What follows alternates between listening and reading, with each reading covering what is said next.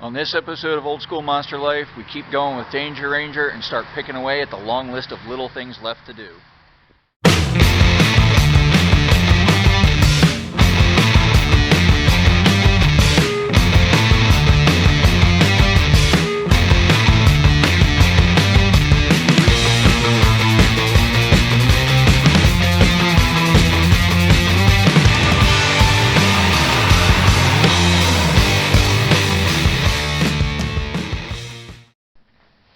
Okay, so today we're going to talk about roll cages, and mainly what I want to say about roll cages is I hate building them. And not because they're especially a pain to build or, well, really any other reason. It's tedious, it's time consuming, and the bender that I have requires a lot of math to make the bends in the right place.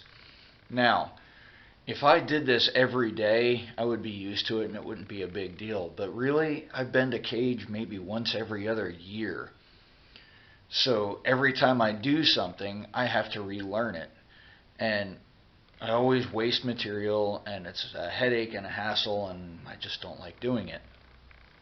But anyway, yesterday I got the worst of the cage bent, and that is the main hoop that goes behind the driver and the halo bar that goes around the roof.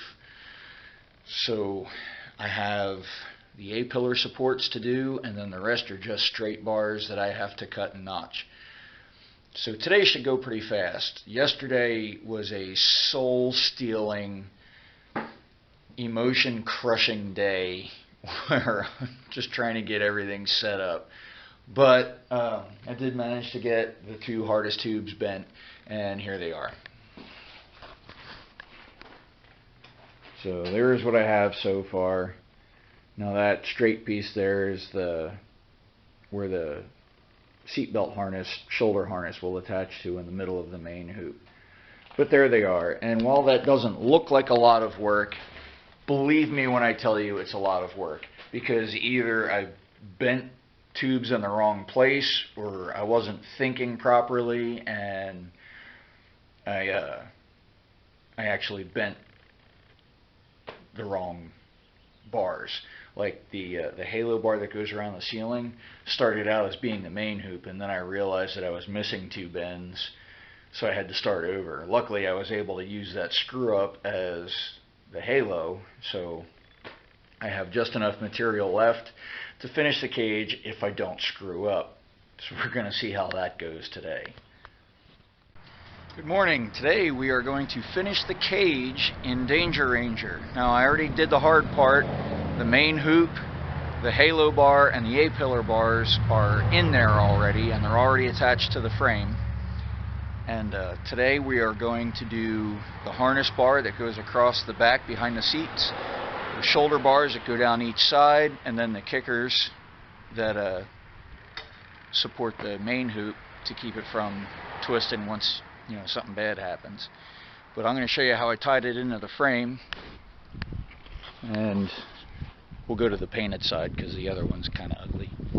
But anyway, here's how I tied it in, and that is 2x3 by 3/16 wall rectangle tube tied into the frame there, and then that's the cage that comes down and meets it there. And then come around here, you can see what I have of the cage so far, and that is the A-pillar supports, the halo, and then the main hoop. Now this here is the shoulder bar, and that's not welded in there, that's just test fit, so my notches are pretty decent. And then these here will be the shoulder bars. And then as soon as I get all this welded in, I'll show you how it looks, and then we can start mounting seats. It is the end of a very long weekend. The reason I was working on the weekend is because it's sunny. We've been getting 5 days of rain, 2 days of sun, 5 days of rain, 2 days of sun. It makes it very difficult to get anything done. But The roll cage in Danger Ranger is done. The list of stuff to do is getting shorter, and I'm real pleased with the way everything's turning out. So let me show you what we did with the roll cage. Now it's real hard to see everything all at once, but it turned out pretty decent.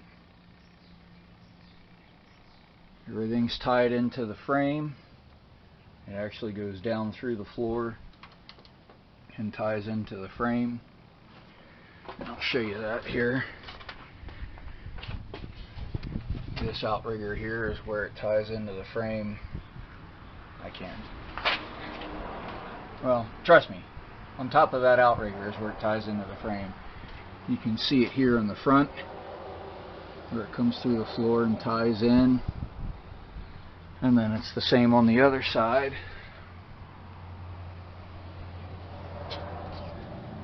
So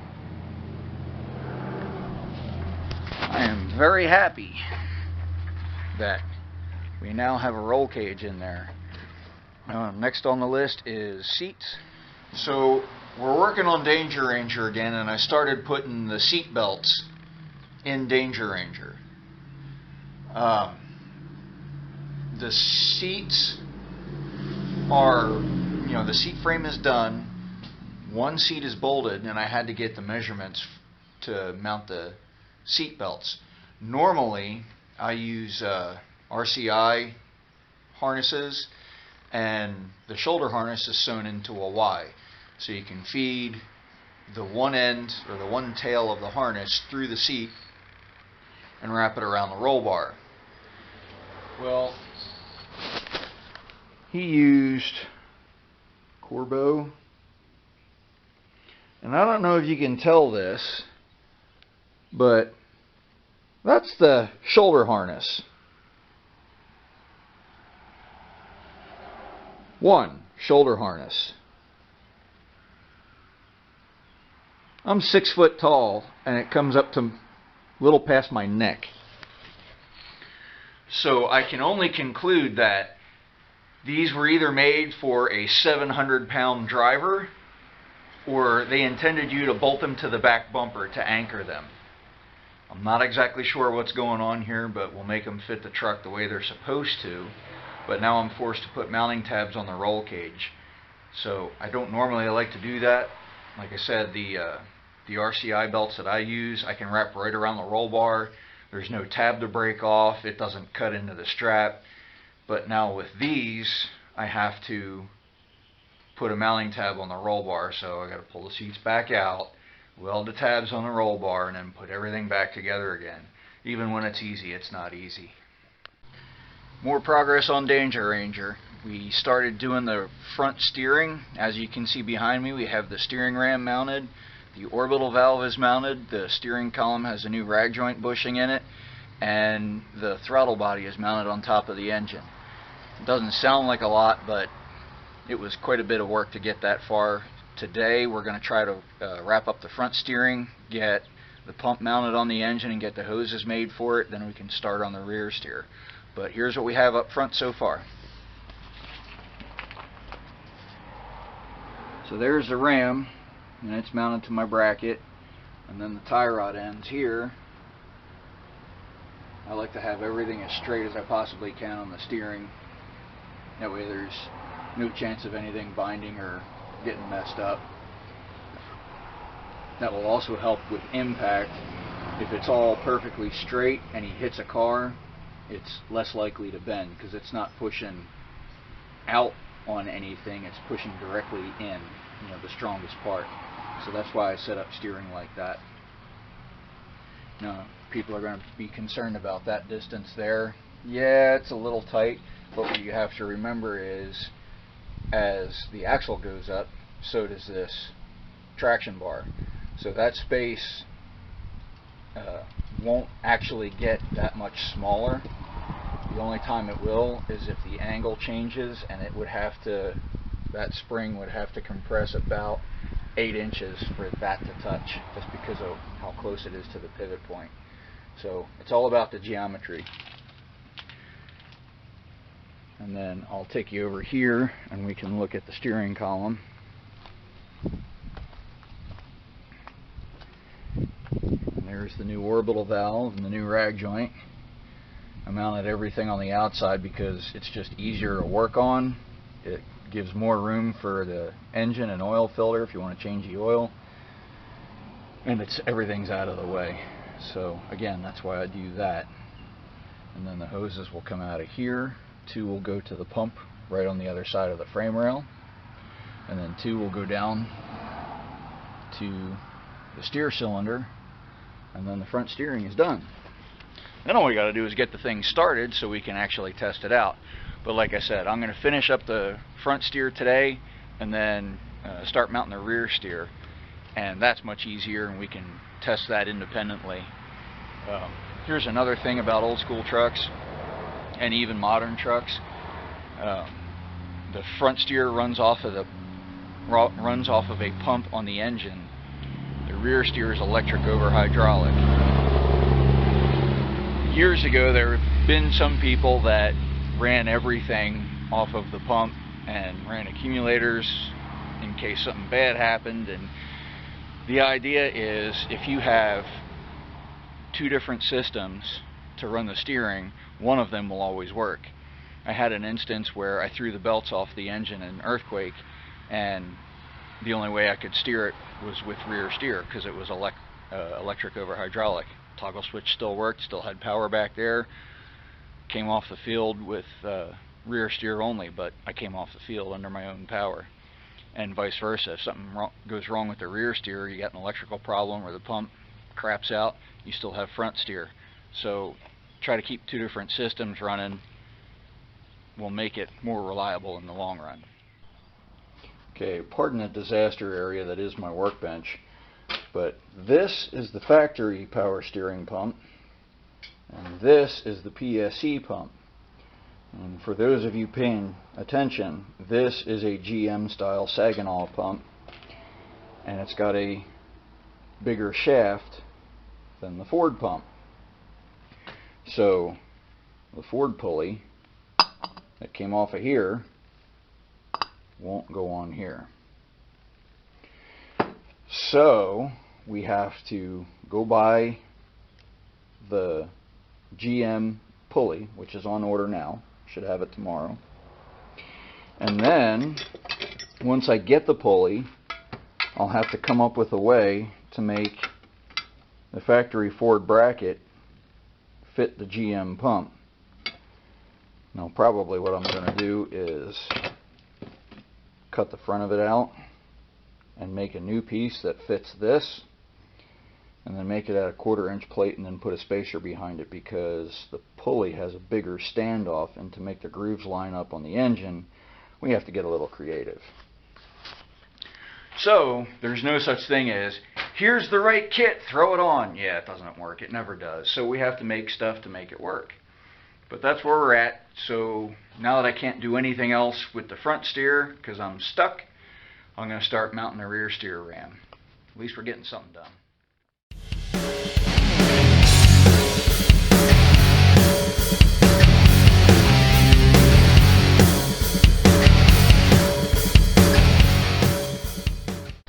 Okay, so we're under Danger Ranger. I showed you the front steer before.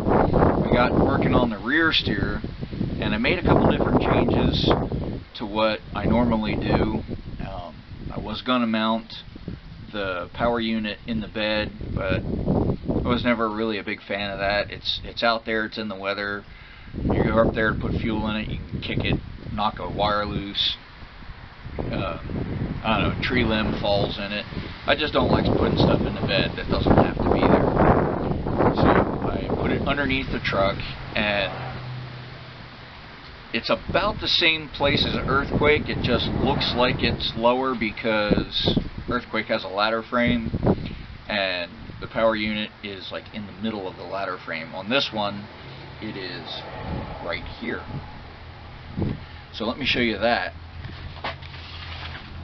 Now that is the rear spring perch, and I made a mounting bracket to put the power unit up there, and then here's my steer cylinder, and then The hoses run up there. I have them clamped to the traction bar just so they don't flop around, get caught up in anything. And then up there, and then the control cable and the battery cable are up there, and they run to the front of the truck. But I'm pretty pleased with how this turned out.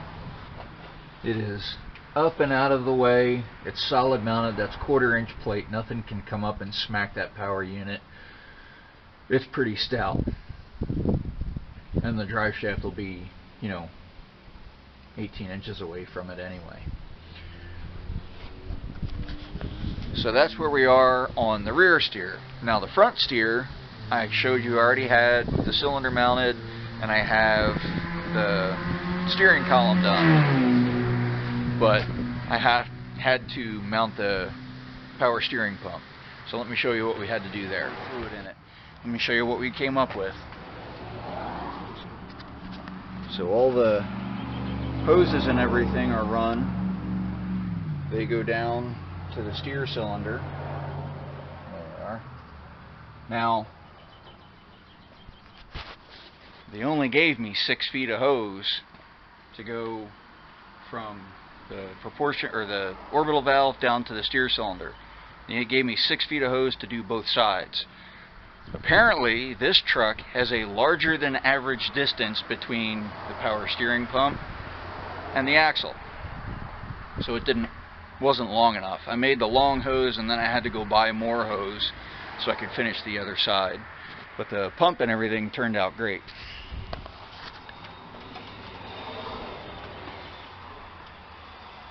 There is my cool mounting bracket for the pump, or for the reservoir rather. A little bit of engineering went into that to make sure everything fit right. And then all the hoses and everything, and the pump down there. And I was able to put a cooler on it. Looks like it's close to the fan, but there's about an inch there. That should be plenty. Been a little while since I videotaped an update, so here's where we're at. We have power steering's all done. You've seen that. The distributor's in it and set. The radiator and upper hose and the coil, and then all the electronic wiring. So we're doing fairly decent. I had to make that bracket, and I also went ahead and made a bracket to mount the coil so it's up out of the way but close to where it has to be. And I don't like ugly parts, and everything has to look like it is supposed to be there, so I made that. I just can't leave well enough alone. It's got to look like, the factory wanted it that way, so that's the way I build stuff. We spent the day nitpicking and doing all the little stuff on the punch list. So now we have the rear steer control where it's going to be. The shifter is in and adjusted. The heads-up display for the electronic ignition where you can tune it is over your head, mounted on the roll bar there. And this is a little touch screen, so you can program in what you want the injection to do. So it's mounted up there. And we have the exhaust system is done.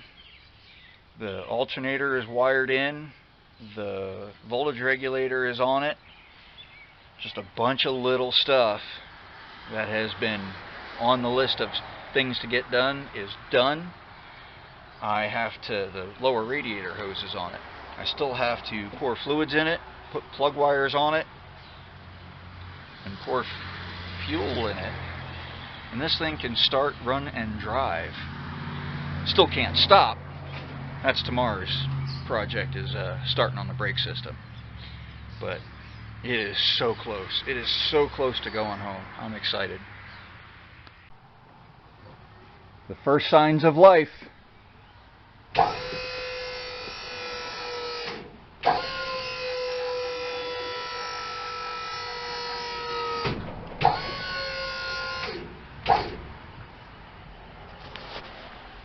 doing stuff. Okay, we're going to stop this episode right here. I know it's running a little bit long, but I want to thank you guys for hanging out with me and checking out the progress. In the next episode, we are actually going to fire this thing and take it for a spin. I'm very happy. The truck is turning out great, and I want to thank everybody for sticking with me throughout the build. So don't forget to like, share, and subscribe. Tell your friends, ask some questions, let me know what you think. We'll see everybody down the road.